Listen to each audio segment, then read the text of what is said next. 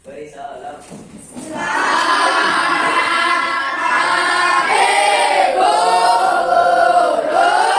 Selamat pagi. Berdoa mulai.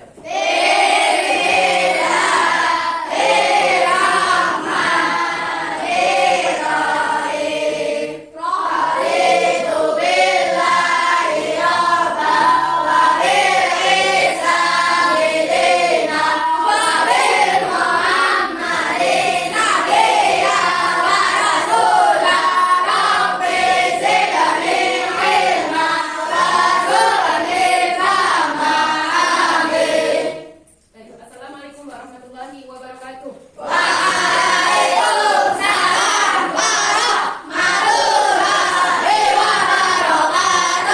Baik, sebelum kita mulai pelajaran hari ini, ada baiknya kita menyanyikan lagu Indonesia Raya. Semuanya dimohon berdiri. Nyanyikan lagu Indonesia Raya.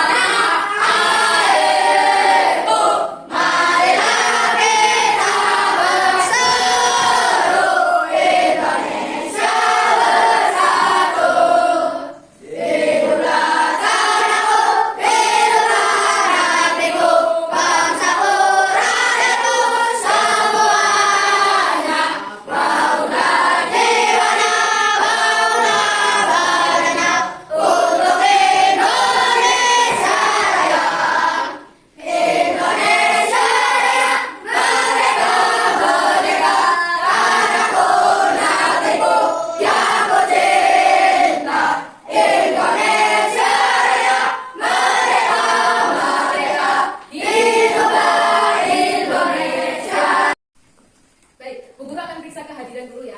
Hari ini Bu Guru kelas 5 nggak bisa berangkat karena sedang sakit, makanya kelas 5 Bu Guru masukkan ke kelas 6 ya. Untuk kita melakukan pembelajaran kelas rangkap antara kelas 5 sama kelas 6. Hari ini kelas 5 pembelajaran PKM ya. Dan kelas 6 yaitu IPAS. Oke. Baik, Bu Guru periksa kehadiran dulu. Prisil, Akila, Valen, Galang, Paulina Kinasir, Priscilia, Cahaya, Siti. Terus udah ya, hadir semuanya kelas 5 ya. Sekarang Bu Guru periksa kehadiran untuk kelas 6. Citra, hadir Bu. Terus Aisyah, Hadir Bu. Erik, Hadir Bu. Irina, Hadir Bu. Amelia, Hadir Bu. Sofi, hadir Bu. Ilham, Hadir Bu. Angga, hadir Bu. Ihsan, hadir Bu. Korbi, hadir Bu. Ya, dan IPAS untuk kelas 6. Untuk kelas 6 semuanya baca buku dulu tentang mengidentifikasi berbagai macam sumber energinya, dibaca dulu, dirangkum. Setelah itu kita dulu terangkan ya. Guru mau menerangkan kelas 5 dulu. Baik, untuk semua kelas 6 ya, merangkum dulu, membaca dan merangkum. Setelah itu Bu Guru akan terangkan ya. Sekarang Bu Guru akan menerangkan untuk kelas 5. Baik. Kelas 5. Di sini ada yang tahu tentang organisasi? Organisasi adalah kumpulan. Oh, oke. Organisasi adalah kumpulan. Tahu kalian organisasi itu cuma kumpulan doang ya? Ya. Organisasi adalah kumpulan orang-orang yang bekerja sama untuk mencapai tujuan bersama. Organisasi itu bisa organisasi besar dan bisa organisasi kecil, formal atau informal. Contoh organisasi. Contoh-contoh organisasi yang ada di sekolah yaitu, ada yang tahu? Apa aja? OSIS, Pramuka, Klub Olahraga. Oke, ya, organisasi-organisasi yang ada di sekolah itu berupa organisasi OSIS. OSIS itu organisasi intrasekolah, organisasi atau kumpulan-kumpulan anak-anak yang ada di dalam sekolah itu. Terus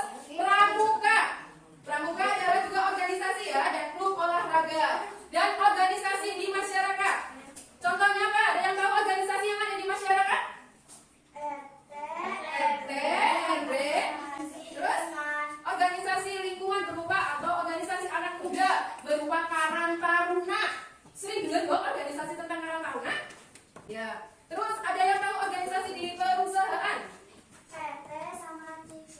Oke, organisasi yang ada di perusahaan contohnya PT. PT itu singkatan dari perseroan terbatas, itu disebut dengan PT. Ya. Tujuan dari atau ciri-ciri dari organisasi.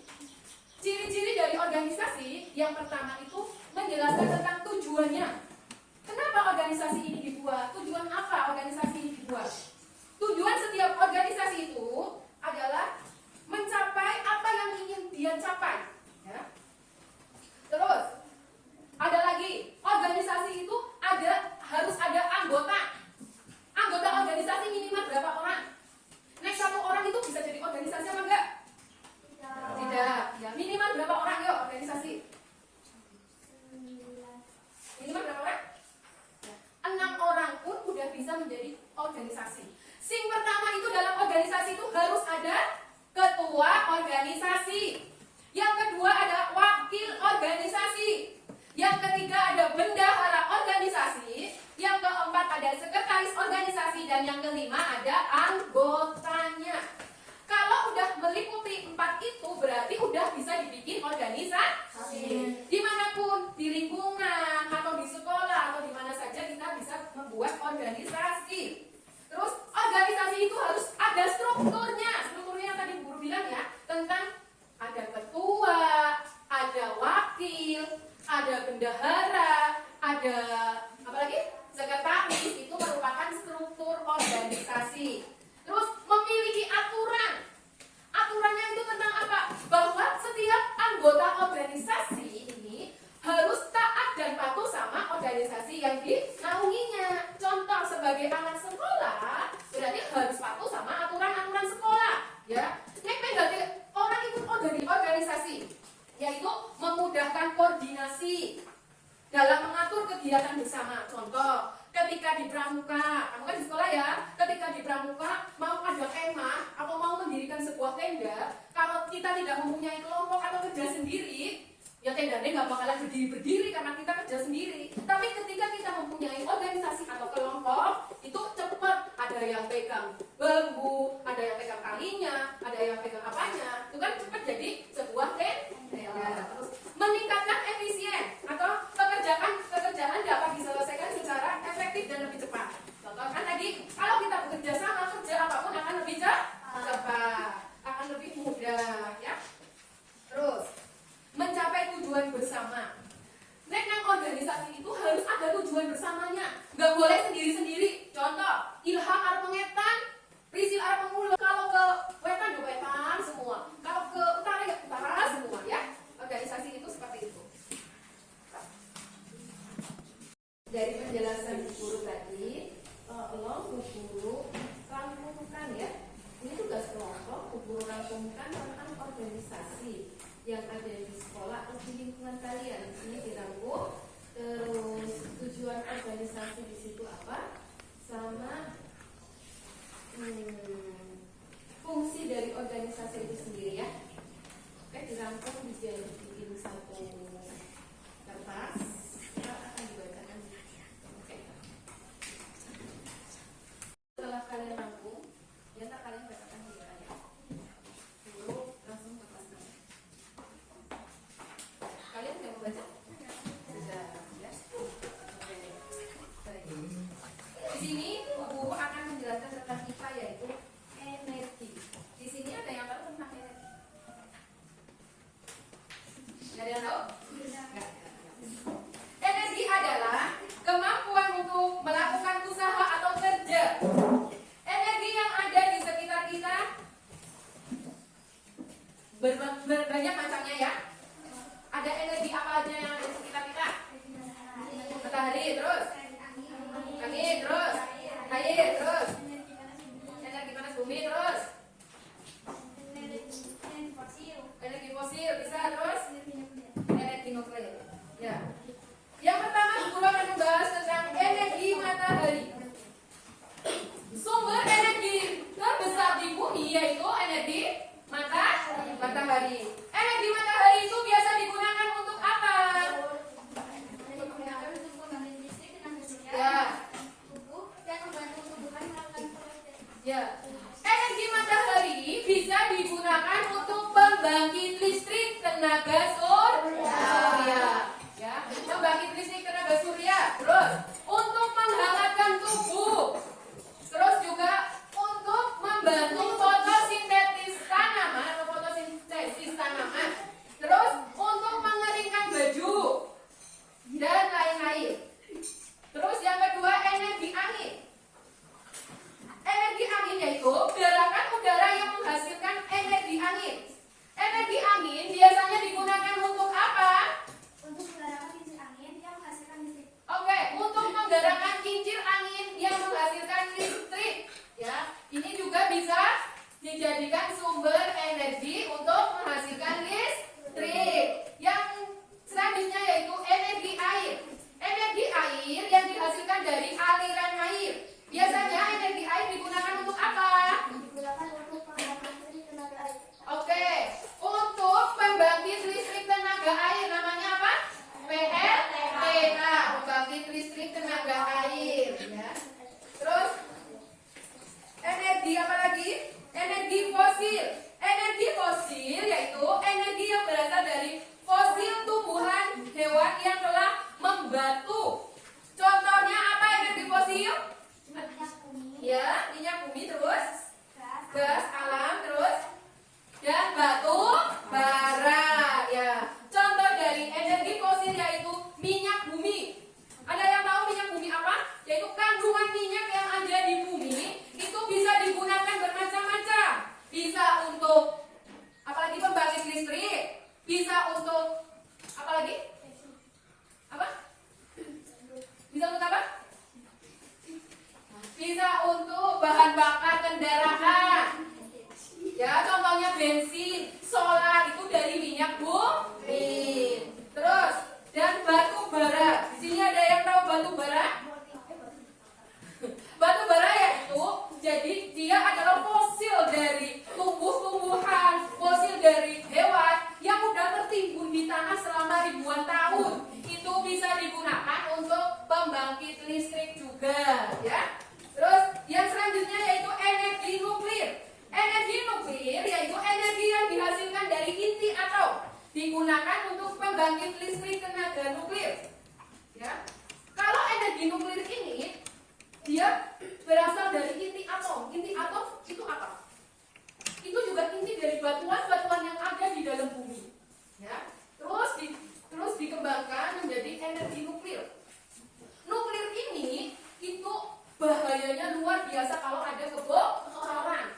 Itu bisa merusak ozon. Lapisan ozon itu bisa dirusak oleh energi nuklir kalau memang ada kebocoran. Terus energi panas bumi. Panas yang berasal dari dalam bumi juga digunakan untuk pembangkit listrik tenaga panas bumi yaitu PLTP. Energi dapat berubah bentuk. Ada yang tahu energi-energi yang dapat berubah bentuk? Apa, Cir? energi listrik menjadi energi cahaya dan Terus? panas lampu, energi kimia menjadi energi gerak mobil, energi matahari menjadi energi listrik sel surya. Oke, ya.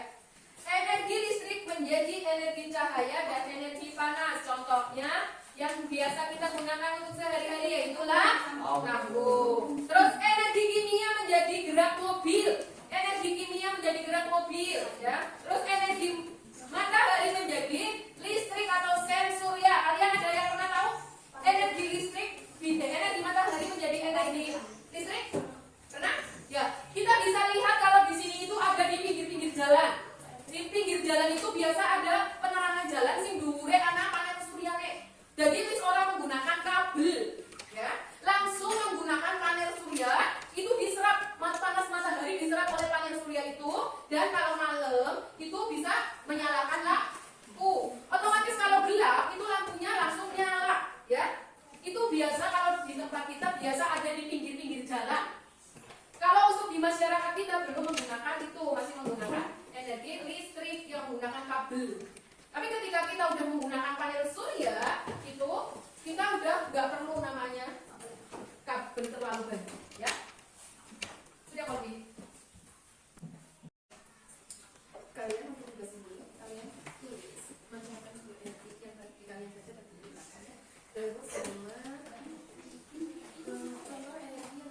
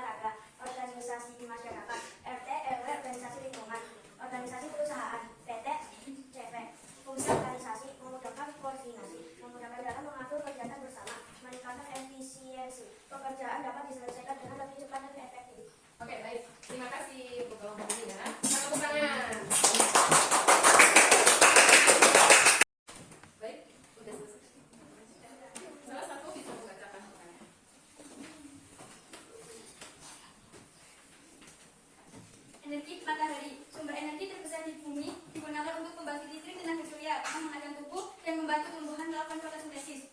Energi angin, gerakan udara menghasilkan energi angin, digunakan untuk menggerakkan kincir angin yang menghasilkan listrik.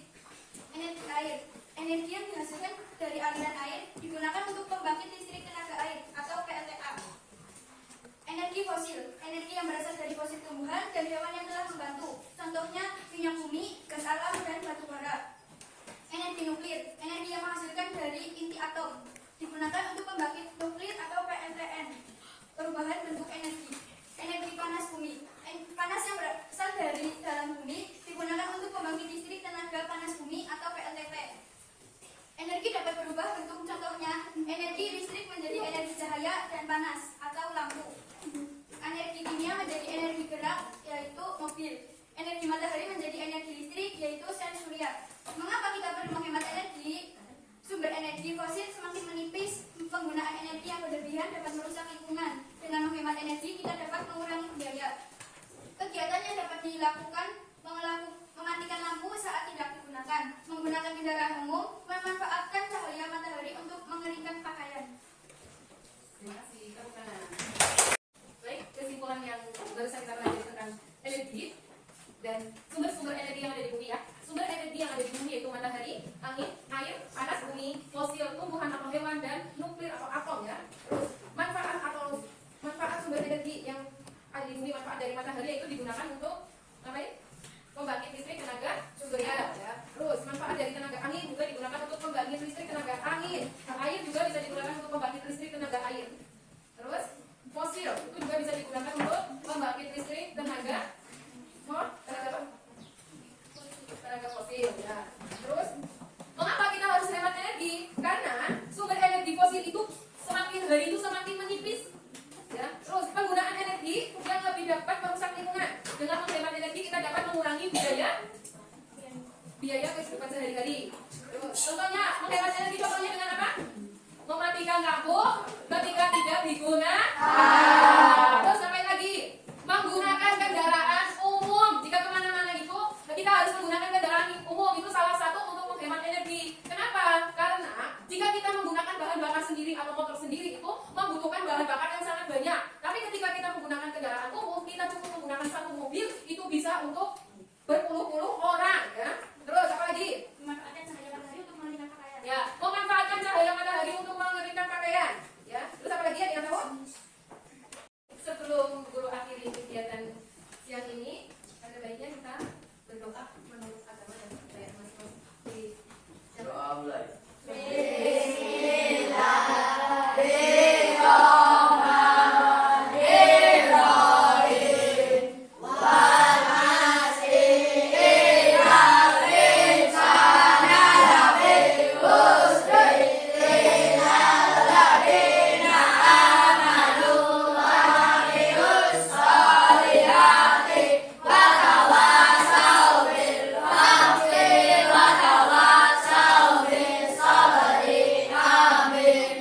Assalamualaikum warahmatullahi wabarakatuh.